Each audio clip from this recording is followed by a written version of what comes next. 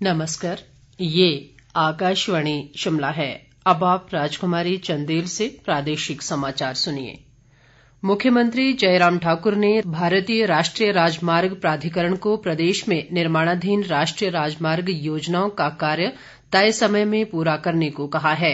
कल शिमला में उनसे मिलने आए प्राधिकरण के सीएमडी एसएस संधू से बातचीत में मुख्यमंत्री ने कहा कि पठानकोट मंडी और कांगड़ा शिमला 4 लेन परियोजनाओं का कार्य इन सड़कों पर यातायात की आवाजाही को देखते हुए निर्धारित समय पर पूरा करने के लिए विशेष बल दिया जाना चाहिए।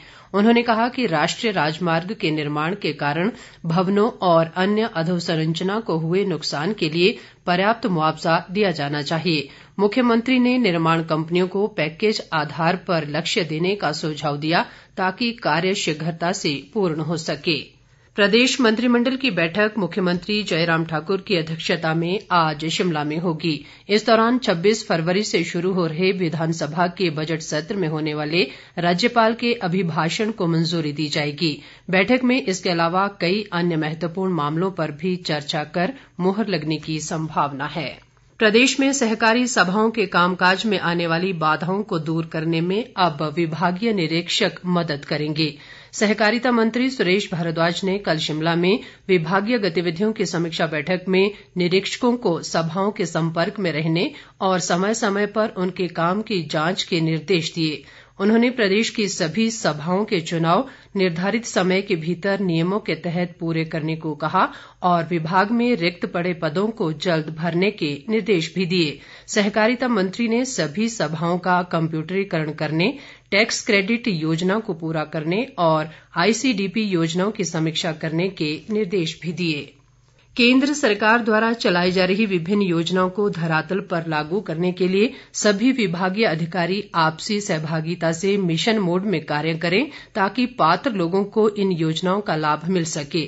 केंद्रीय वित्त राज्य मंत्री अनुराग ठाकुर ने कल बिलासपुर में जिला विकास समन्वय व निगरानी समिति की बैठक की अध्यक्षता करते हुए ये बात कही।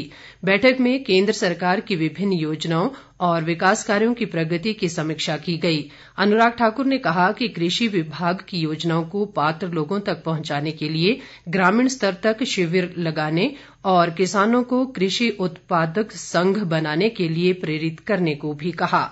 उन्होंने योजनाओं को लागू करने के लिए चुनौती और प्रतिस्पर्धा के रूप में लेकर इस पर गंभीरता से कार्य करने के अधिकारियों को निर्देश दिए।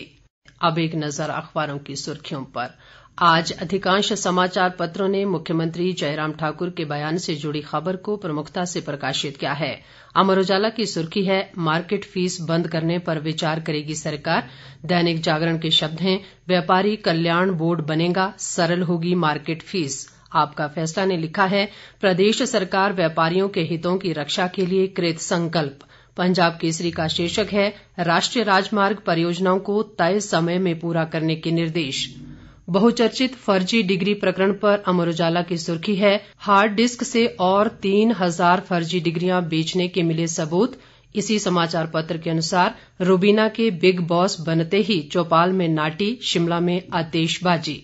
दैनिक भास्कर ने खबर दी है, जेबीटी की बैच वाइज भर्ती प्रक्रिया में बीएड करने वाले अभ्यर्थी पात्र नहीं, काउंसलिंग में नहीं ले सकते हैं हिस्सा। सरकार तय कर सकती है प्राइवेट स्कूलों की फीस, शीर्षक से हिमाचल दस्तक लिखता है, कानून बदलने से पहले हरियाणा और गुजरात फार्मूले पर मंथन। दैनिक जागरण की एक खबर है, लोक निर्माण विभाग में 250 करोड़ के गड़बड़ झाले में दोषियों पर होगी कार्रवाई। इसके साथ ही ये समाचार बुलेटिन समाप्त हुआ। नमस्कार।